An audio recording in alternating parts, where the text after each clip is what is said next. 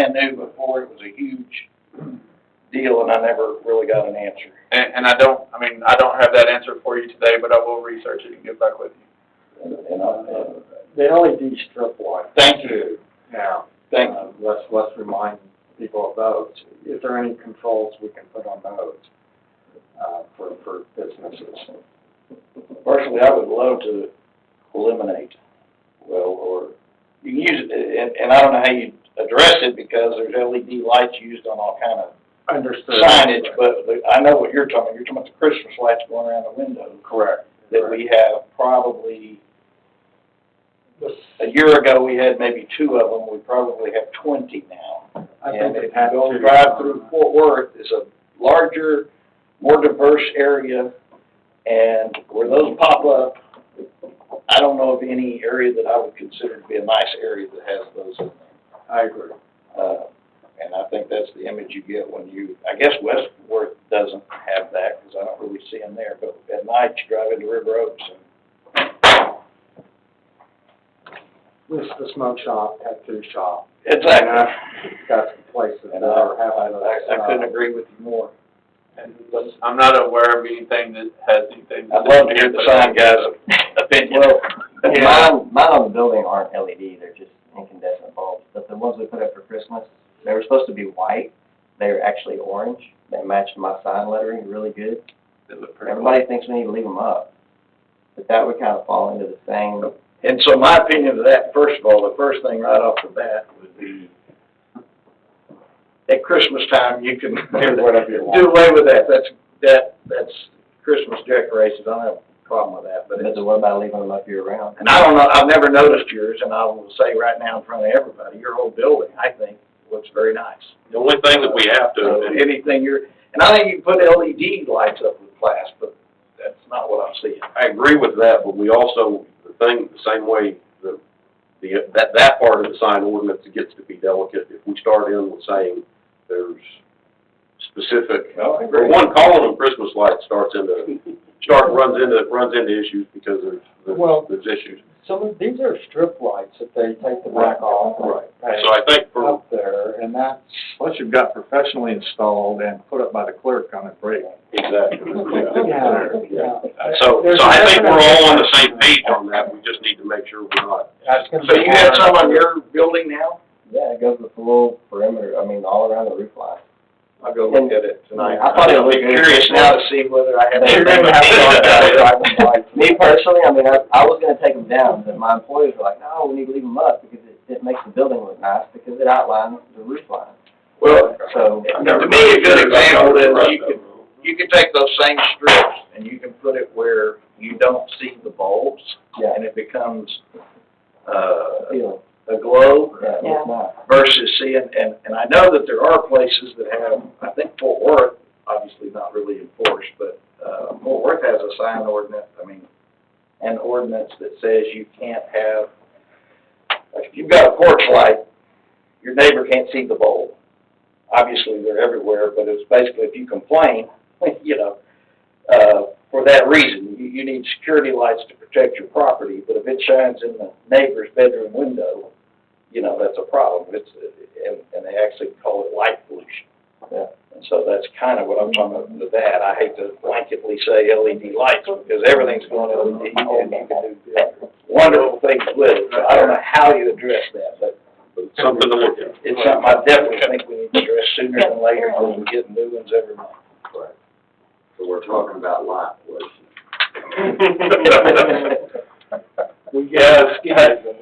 And if anybody doesn't know what I'm talking about, drive down the boulevard tonight and tell us your own opinion. Yeah, those actual modules that he's talking about are meant to be inside of a channel letter or facing the wall to cause that glow. And that's the kind of technical help that we could have to call. Would you be on the signboard? Or would that be a conflict of interest? My only problem is I live an hour away and Oh, I do have family, so if we you have mean you have a life? I drug my wife in here with me today, so. I tell, you're not the copy in here anymore. I know you have, I just said smile, that's that. I know you have reasons to be here, but we do appreciate it. Absolutely. All right, so I think we've, not to the point of exhaustion, but I think we have appropriately beat that one into the ground. So I think we've told staff, I think staff has a feel for what to look at now. So we've been here for an hour and a half. Does anyone want to take a break? We want to move on to the next thing? Go to the next thing. Okay. So the next thing, I believe, is the item B is discussion and/or action on amending section 13.02.044 utility customers who become deceased of the River Oaks Code of Ordinances. Mark? This actually came up, I think, about 3 years ago, and we started looking into the ordinance, the letters that were going out. In my research, there was one going out. They've got 45 days to contact the city. After the 45 days, if they don't respond, then they send a letter out telling them they've got 30 days. And then to turn around and send another one out. I just think that was way too much. I think once we want to send out a courtesy letter, which I'm all for, that we needed to work on how it was written. The one I have in here for you was the one that I presented back when we actually brought this up. And then we put a moratorium not to do anything on any of them, 2 different times. Basically, that moratorium's now up. I would like to change it from 45 to 90 unless they're having to do with probate. And we already have that provision in here that either the mayor or myself is allowed to give them up to 180 days. The 45 days is a little short. That's too short on probate court, because you don't get nothing done in 45 days. No, you're not going to in 45 days. So, and I had a couple of, I'll say what I said 3 years ago, and then I'll probably shut up. But so what I didn't think we need to be in the business of sending these out anyway. I feel like in general, these are items that people take care of. They take care of them as they're taking care of the other 40 things they have to do. I think the trigger should be, we're selling water to them. Are they paying for their water? That needs to be the trigger. If there's something there that it stops being paid, then we need to look into. If we're getting paid for it, I don't think it needs to be our job, staff's job, to go track down and say, well, I think you're dead, whether it's that, I saw it in an email from the city manager, whether it's that I saw it in an obituary or I heard somebody talking about it in the counter. I don't think we need to be in the business of chasing down people and telling them, hey, I think the person on your account's dead, so what are you going to do about it? And now, if we do that, then yes, I think the letter needs to be changed, because the letter as it's going out, I do feel like it's one of those that if you've done this your whole life and look at these letters all the time, you can, fine, you look at it, it says 45 there, then I get an extension there, then I get an extension there.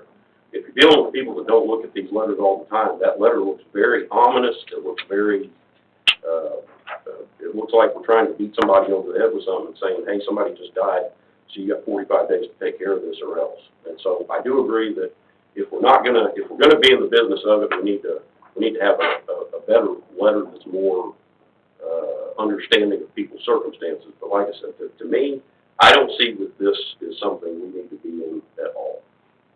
Well, the only reason that it's a problem is under the Confidentiality Act. If they come in and want something done on their account, their name's not on there, we just have to tell them we can't do anything. Well, I get that, and to me, that could be a trigger. That's a trigger of, that's them saying, that's them, and at that point, I don't feel like the point where people are going through this, and now the police chief's about to tell me I'm all wrong, so that's. Well, a friendly letter that maybe helps when you're trying to go through the problems you have to go through when a loved one dies. And I hear what you're saying. I've had letters from the city of River Oaks that they tell me it's a friendly reminder, and I take it like a threat. Maybe it's in all caps. The It's in all caps. the wording and all that, so, but I think it could be helpful to a